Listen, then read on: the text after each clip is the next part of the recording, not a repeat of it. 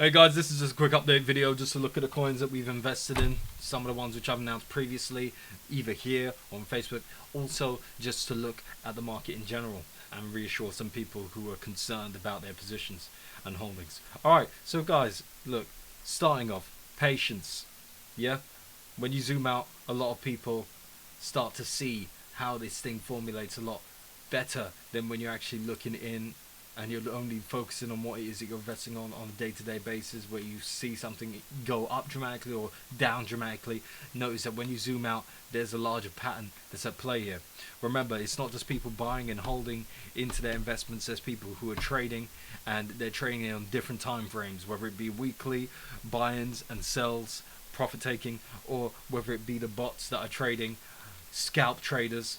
And you know, these things in conjunction with the news that's being publicized by the companies has an impact on the market. Also, the people which are on the inside that know preemptively when to move. Yeah, on top of the fact that people are emotional and then they're selling because they're scared when there's a little price correction, and the people which are FOMOing in.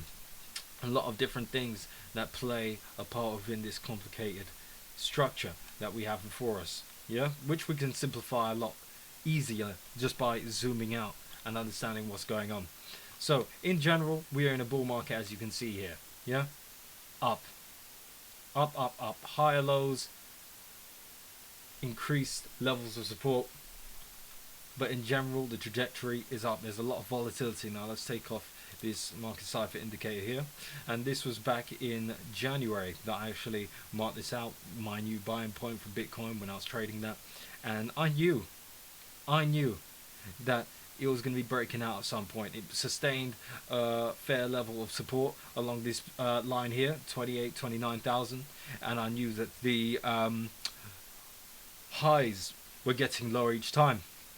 Bull flag pattern, that was going to break out of this triangle, so I bought in around here or around here. I try not to time the market too much, and I try to move preemptively so that I know I've got a good solid position in when I know that something's going to move. And it's a balance between moving preemptively, not trying to wait to get the best low or the best high each time, because you'll get outpriced or you'll get left behind. Yeah, so always try and move preemptively. If I think that the bull run is going to end in September, okay, so I'm going to be looking, you know, August, going to be thinking about what sort of position I'm going to be getting myself to in August, few weeks ahead in advance.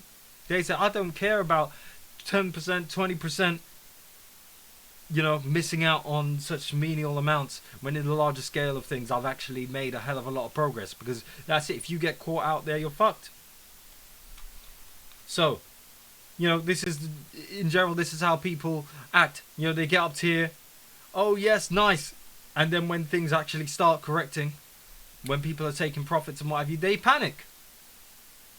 And then, you know, they sell, and then they get left behind, and they might start feeling weird because it might come back down. But then, you know, when you've lost hope, when there's not a lot of attention, boom! People which know about this, people which are reading the charts and they know, start coming in. Then there's a massive rally. Yeah? And you think it's going to come back down here? No, it's not. No, it is not. So, patience, guys. So yeah, and that's another thing, the way how this works as well. Bitcoin, Ethereum, they have their cycles and they have their periods for which they're going to be dominating, where the public's attention is focused upon them when they start to make their move, and currently they're making their move. What we're waiting for is the consolidation period in order for or rather the accumulation period, in order for the money to then flow from here to come into the alts. Yeah, and the way how it works, usually, you know, all the attention goes from Bitcoin down to Ethereum, and then when Ethereum's finished making its run and it's outperforming Bitcoin in percentage gains, then it's coming down to the top 50 coins. Yeah, and then from the top 50 coins, it then goes to the lower altcoins. People start looking for other opportunities. It's the way how it goes. And then from the lower opportunities, people start taking profits, and they come back into Bitcoin. They start repositioning themselves back into Bitcoin. However, the reason as to why I think this year is going to be unique and very different as opposed to the previous cycles of Bitcoin bullruns that have occurred in history, is because we have things unprecedented like never before. The adaptation is on another level. Yeah, we have organizations coming out with apps, ways to actually interact with the real world now, like what we got with MobiePay. Where did I put? Where did I put? MobiePay. Yeah. Example, MobiePay. I already told you guys about MobiePay. They're doing bits. They've got a great team, and look, they're out here getting themselves established and partnered up with physical places out in the real world.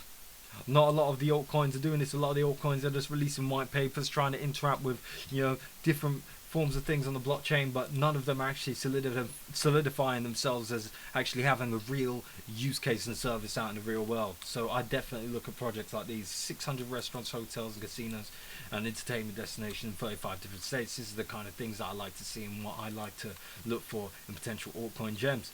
So I've got my position now. I've held my position that despite the fact that it's being on a dip, but I know that, you know, that is going to break out eventually and it's going to start recovering.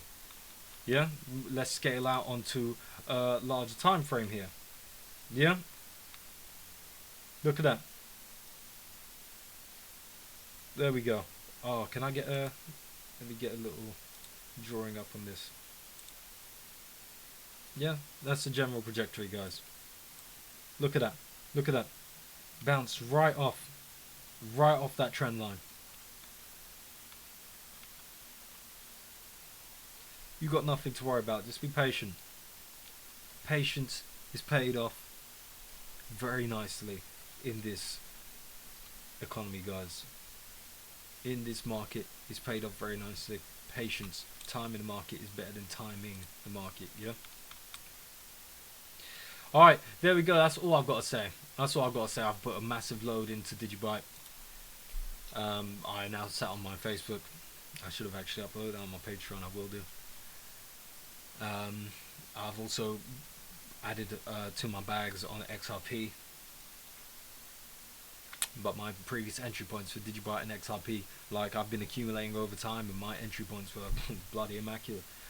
20 cents XRP, my first entry.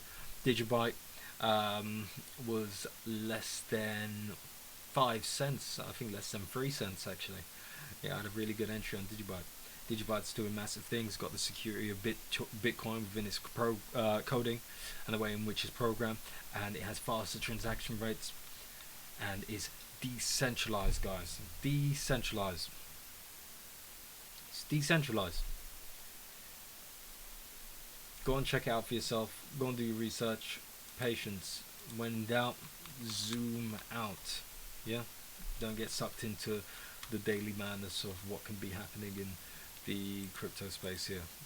And I also anticipate that there's going to be a crash this month at some point. So I'm definitely going to be setting my price targets, going to be locking in some profits and making sure that all my coins are in on coins with actual use cases. And apparently May is going to be a ridiculous run up.